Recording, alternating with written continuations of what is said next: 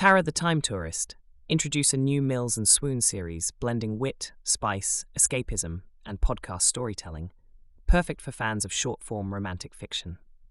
Tara the Time Tourist, a futuristic Mills and Swoon short by Sarnia de la Maré. In 2125, dating had become a clinically miserable experience involving algorithms, psych screening, and compatibility contracts, so invasive they made old-fashioned marriage vows look casual. Tara Summers was sick of it, so she booked the only holiday left that required zero algorithmic compatibility data harvesting, sort of. Look, they don't send you if you are likely cause trouble. But on the surface, this looked like something that might be right up her futuristic highway. Time tourism. Escape the fake, find the real. This was an undeniably tempting promise. She didn't care which era they sent her to. She just wanted 2 days without predictive emotional analytics shadowing her every sigh. She wanted privacy, mystery, maybe even sex without a contract and with real skin, as in not an android. The operator grinned as she sealed the chrono capsule. You're headed to 1812, Miss Summers, Regency period. Very romantic. Romantic, Tara scoffed. They didn't even have plumbing, but I am keeping an open mind as I am forever hopeful and in my prime. Trust me, the operator said. People found ways to entertain themselves. The capsule flashed and made a ping-pong noise, whirled a bit, and spat her into a world of rickety transport carriages, mist and air that smelled like horse poop. Her landing spot was unfortunate, or fortunate, depending on one's take on such matters, directly into a man's arms. He caught her easily with his grip firm, his chest solid beneath a breeched shirt, and his expression equally confused and intrigued. Her buttocks were a perfect fit in his elbow as he looked at her and raised an eyebrow. What in God's name, he murmured. You fell from the hedgerow. Tara blinked up at him. He looked carved from the sort of genetics that would, in 2125, cost a fortune to replicate. Wide shoulders, dark hair, a mouth made for trouble. You know, those plump, soft yet manly lips. We all know what I am talking about here. I'm on holiday, she blurted. He stared at her attire. A futuristic jumpsuit that shimmered faintly. From where?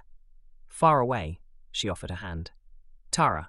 He gently released his manly grip and placed her on the ground. He shook her hand politely. James Ashbury, and you are not from Hampshire, she laughed. Not even close. The next thing Tara knew, she was in an elegant 1812 mansion where candlelight played beautifully across his jawline. He fetched her warm clothes, fed her a recuperating drink named cider, and insisted she rest by the fire.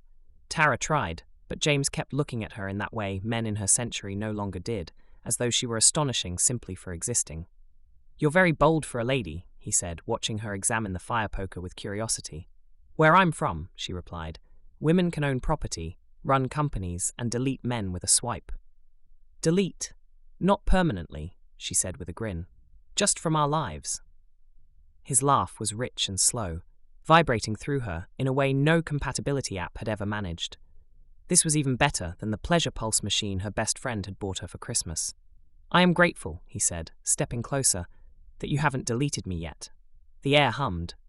Was that a choir? She wondered. She felt his breath before she felt his mouth.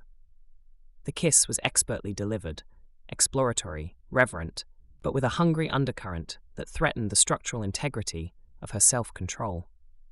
James kissed like a man on the brink of something divine. Her hands slipped into his hair. His palms traveled the curve of her waist, gentle but firm. If Regency etiquette frowned upon such intimacy, James was wholeheartedly ignoring it. Tara, he whispered, lips grazing her throat, tell me you want this. I'm on holiday, she breathed. I want everything. They spent the evening discovering exactly how compatible two people from opposite centuries could be. Tara, accustomed to a world of digital intimacy, found the rawness of him intoxicating. No haptics, no neural filters, just touch, breath, skin, and need. And James, dear, earnest, devastating James, explored her with the quiet awe of a man unwrapping the future. When dawn crept across the room, Tara realized her chrono capsule would recall her in minutes. James dressed slowly, watching her with a softness that made her chest ache. You came from a world I cannot imagine, he said, but I hope, perhaps, you'll return. If this is a dream, I hope to dream of you again, For I fear I have fallen under your spell, darling Tara. I want only to never of dream of others, only you. Tara stepped close, traced his lower lip with her thumb, remembering his savage, delectable ravishing throughout the night. Time travel isn't supposed to form attachments. So you will forget me? She kissed him, deep, lingering, the kind of kiss people traveled centuries for. No, he whispered.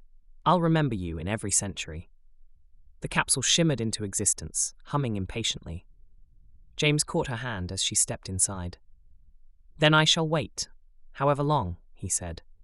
Tara smiled, knowing the sad truth about the fantasy they were both invested in. In the capsule en route home, Tara filled in the questionnaire, giving her trip a full 10/10. James a top recommend, and a big yes, she would definitely visit this fantasy again. Strenti 25 Sarnia della Maré, published by Tale Teller Club.